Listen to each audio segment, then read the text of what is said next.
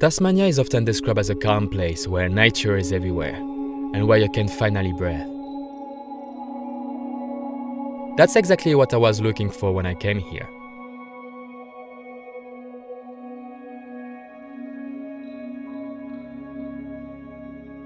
After almost a year in Australia working in different places, always surrounded by backpackers who like me had come to chase the Australian dream.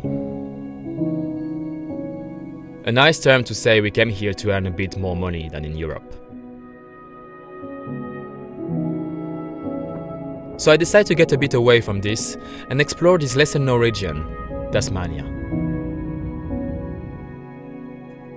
But when I arrived, I found everything I wanted to escape from. I ended up working on a cherry farm, surrounded by backpackers, again. We were all staying in a campsite, more of a party place than a calm one. And I have to admit, I felt a bit overwhelmed by all of that.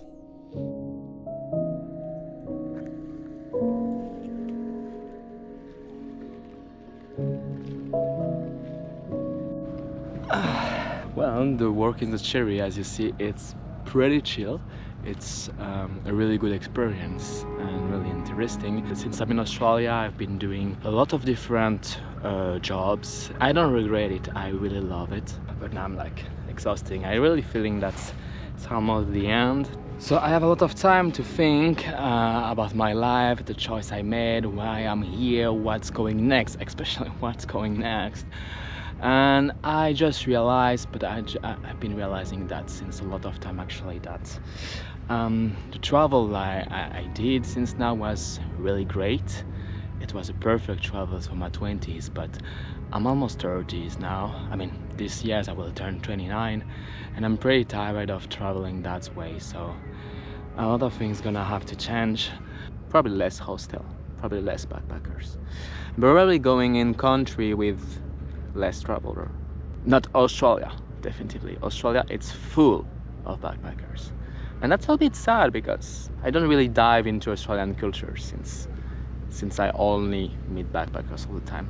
I didn't really looking for change my way of traveling here because I just went here for work.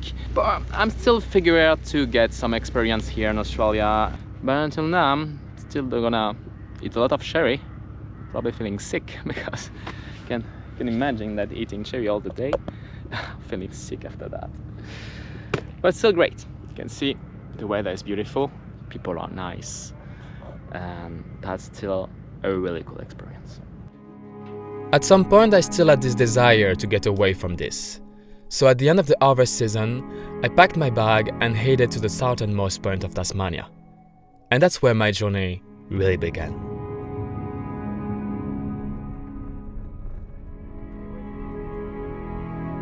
This morning we packed the tent and we leave beautiful camping. Well, beautiful, I don't think so, but I was really happy to leave this very noisy camping full of backpackers and now to find myself here in this beautiful beach. We drove to the southernmost point of Tasmania. Wait, we haven't reached it yet because it's more over there, but I already stopped here to see this landscape. And over there, this is the Antarctic. That's crazy, right?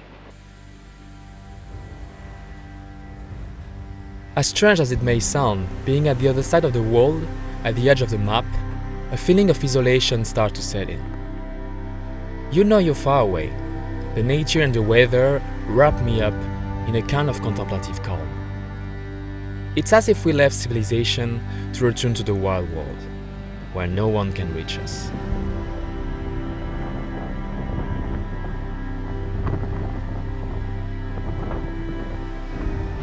And this is how the end of the world look like. Really gray and foggy and windy as well. I don't know if you can hear me. So here we are at the southernmost point of Tasmania. Actually the southernmost point is a bit over there and there is a track over there. But it's really windy and very dangerous to take it right now, so we're gonna stay at this point, which is already super nice and it's so cool.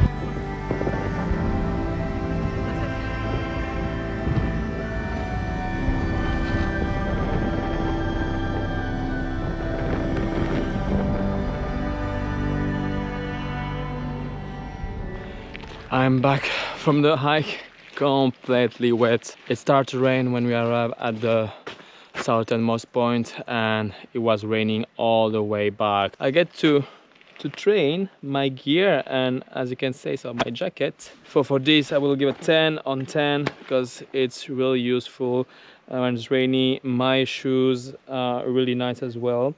My feet are still dry, but my pant is completely wet. Completely wet. This is very uncomfortable.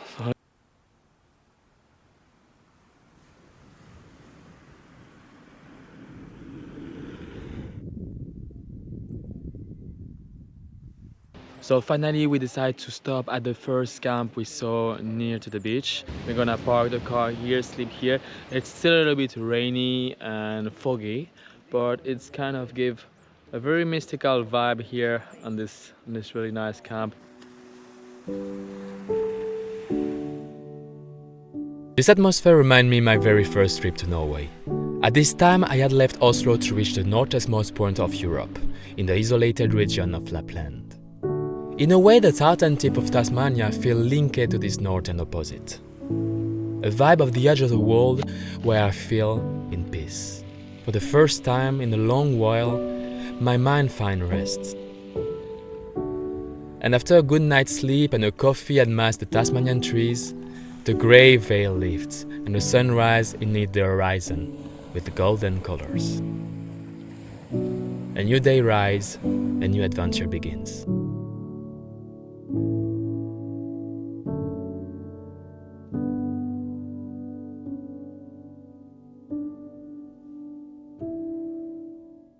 Something very hard when you travel in a car, it's to keep yourself organized.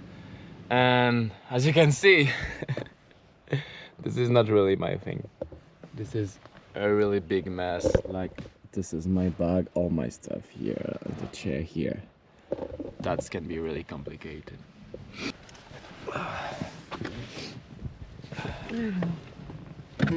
So our road trip from south to north Tasmania begins.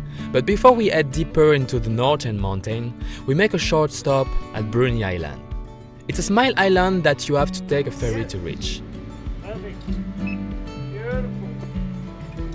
There's a map of the island. I'll get you to go lane number 1 for me. Thanks, mate. Number 1? Thank you very much. Thank you.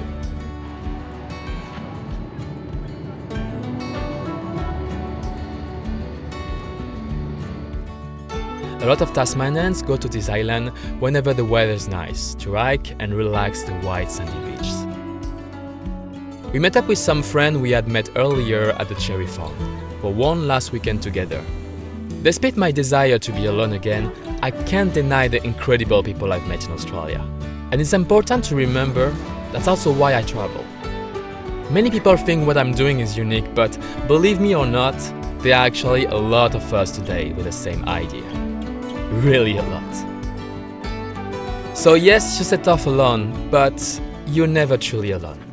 And sometimes you haven't missed solitude. Here we are at the top of Fluted Cap.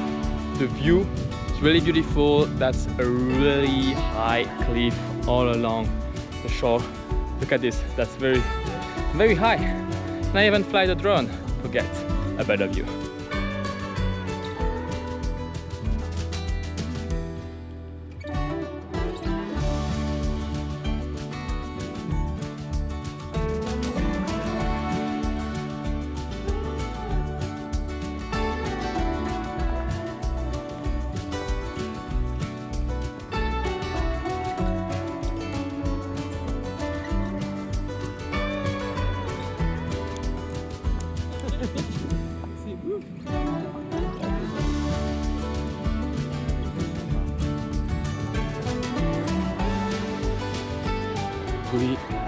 Good morning. We just wake up in this really nice campground here.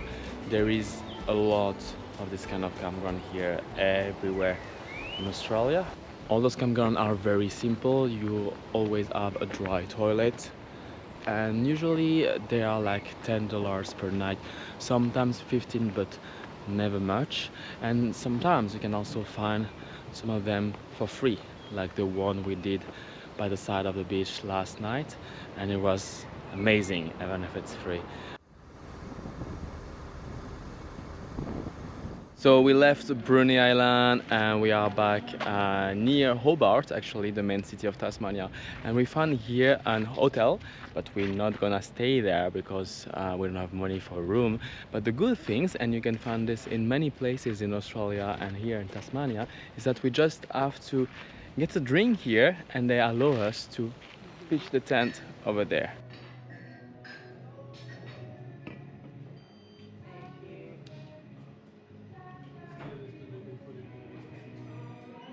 So we're gonna camp over there, and as there is no shower and I really need a shower because I haven't showered since the last 3 days, so we just take one in the toilet because there is a sink there with water, so I just wash quickly like this. There is no many place, I mean cheap place when you can take a shower, or you have to pay a hotel or hostel, which is a little bit less expensive, or the cheapest option for take a shower will be to go to a caravan park, which is already $40 a night around Hobart, so it's really expensive. Here we can sleep like for $5, so it's really nice, but there is no shower. So This is what I call traveling on a budget, and my budget in Australia is really small. For some it might seem uncomfortable, yes, but this is how most backpackers travel here. It teaches you to be comfortable with discomfort, and the reward of this learning is a great sense of freedom. As we keep heading further north, we arrive at the shore of Tasmania's Great Lake.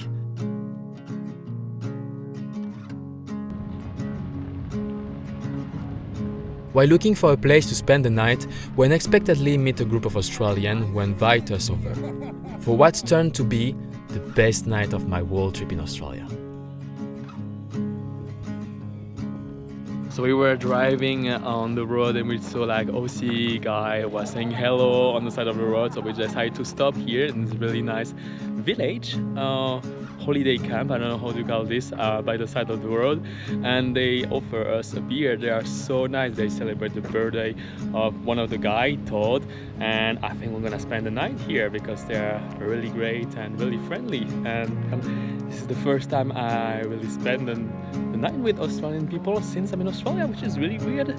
But yeah, this country is full of backpackers, so usually I'm with backpackers, but tonight I'm with the Aussie people and it's gonna be so cool. Let's go.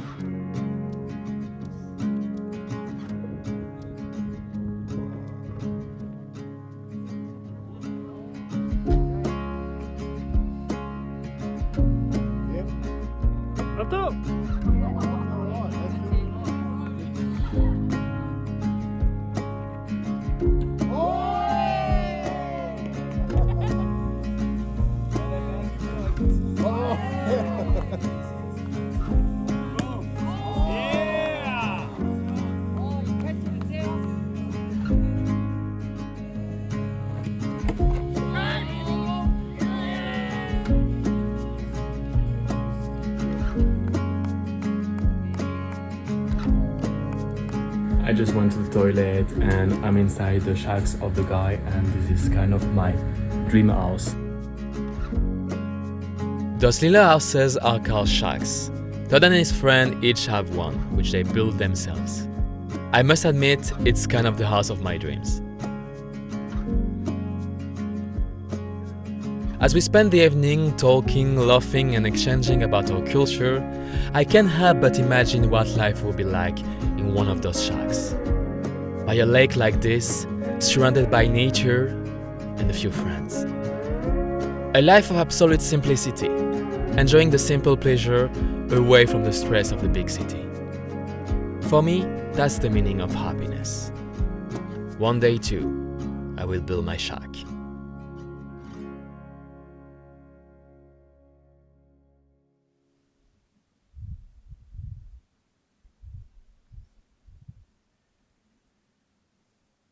I just wake up, oh my god, this night was freezing, and I saw this amazing landscape here. This place is so beautiful, so beautiful. And they were so great. We just arrived, they offered us a beer, they offered us to eat, and we also could take a shower, which was really great. We really needed it. I know that most of the people won't have stopped, especially seeing those people dressed like girls and screaming and drinking. It can be pretty scary at first, but I just decided to trust. And usually when I decide to trust people like this, it's always great. It goes always great.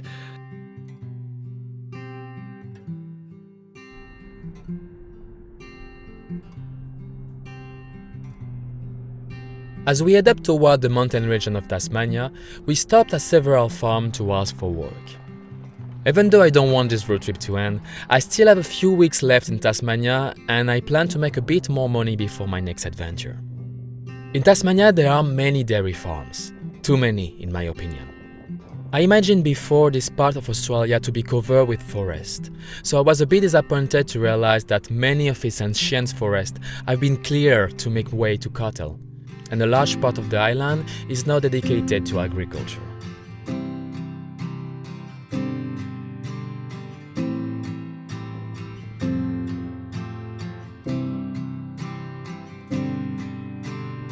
Luckily, there are still many preserved areas and large national parks where you can walk through primitive forests, some of which are millions of years old. In Tasmania there is many hikes you can do, and most of them you will find yourself in this beautiful, huge forest. It's among one of the oldest forests in the world. There is not many left because humans have made constructions and agriculture pretty everywhere here, but you can still find some very well preserved here, like this one. It's beautiful, the trees are massive, there is a lot of beautiful plants here. Today the island is striving to create a balance between agriculture, resource exploitation, and the preservation of its natural environment, which are an invaluable richness in this part of the world.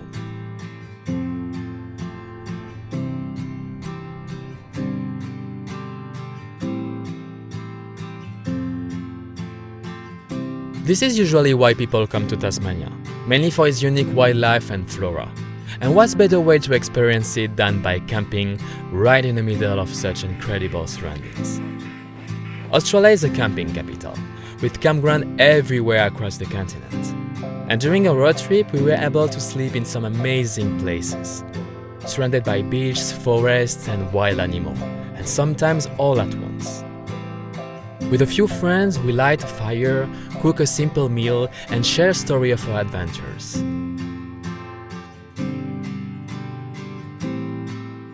There's no way I would try this for a night in a 5-star hotel, when I can have above my head the stars of the Milky Way.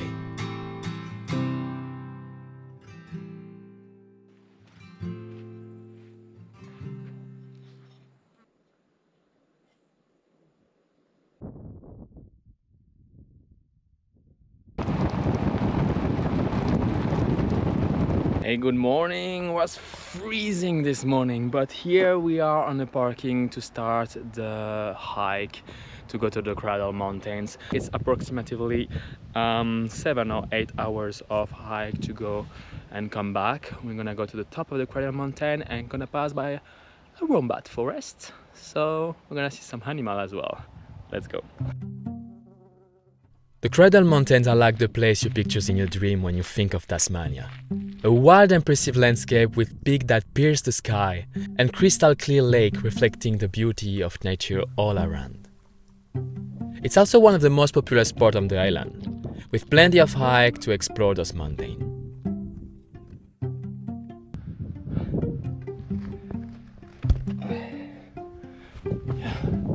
You literally have to climb on this last portion of the trek. But the view is beautiful. So we start by climbing the summit, which reached an altitude of 1,545 meters.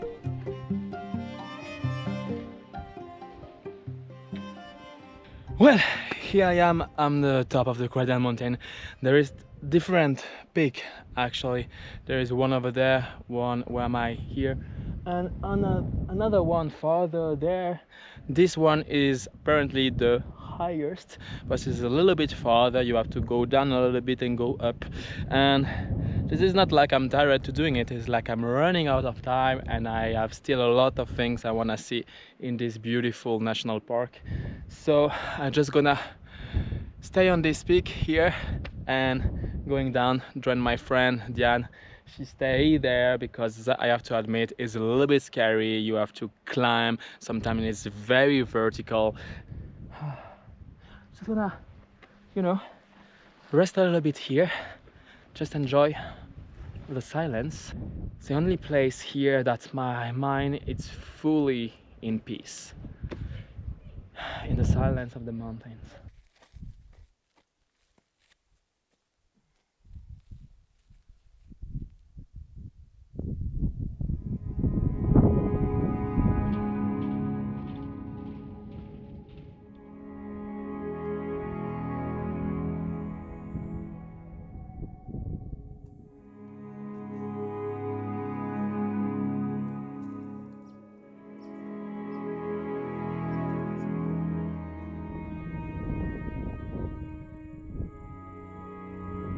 So for the end of this hike, we just bought a wombat, because here we are in an area where you can see a lot of wombat. If you don't look at it properly, you cannot see it, because if it doesn't move, you can confuse it with the landscape.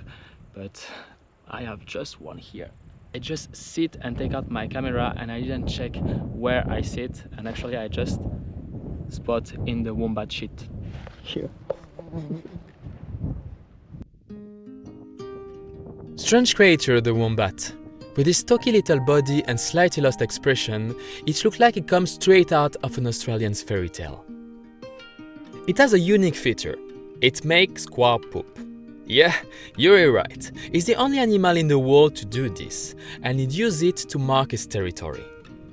Another one. To defend itself, the wombat uses its burrow like a fortress. If a predator ventures into its tunnel, it blocks the entrance with its massive backside, sometimes even crushing its attacker against the tunnel wall. The wombat is an endemic species of Australia, and it's protected in Tasmania, where it lives in the forest and mountains, especially in the Cradle Mountains. It primarily feeds on grass and roots and is more active at night. This little mammal is an integral part of the Iceland's wildlife and a symbol of Tasmania. Honestly, I didn't expect to see any wombat today, because I thought they were going out later, but we saw many, and they are so cute, so beautiful. Unfortunately, this is a touristy track, and we saw a lot of people filming with their phone like a few centimeters from the face of the wombat. So we say to them to take a distance, because they are animals and you must not get close, that close to animal. Whatever, I'm really happy that I saw so many wombat today.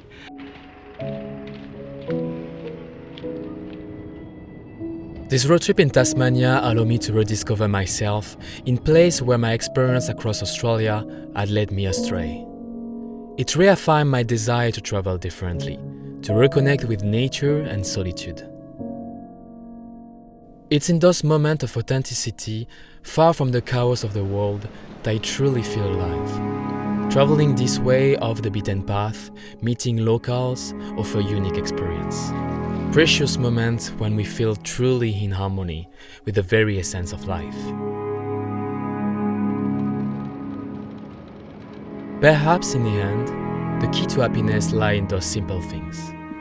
A blue lake nestled in the heart of the forest, a small wooden cabin with a stove to warm up in the winter, and a few friends to share this simplicity. Those moments, those places, those connections are what make life truly rich. And maybe happiness is nothing more than finding yourself simply in those suspended moments.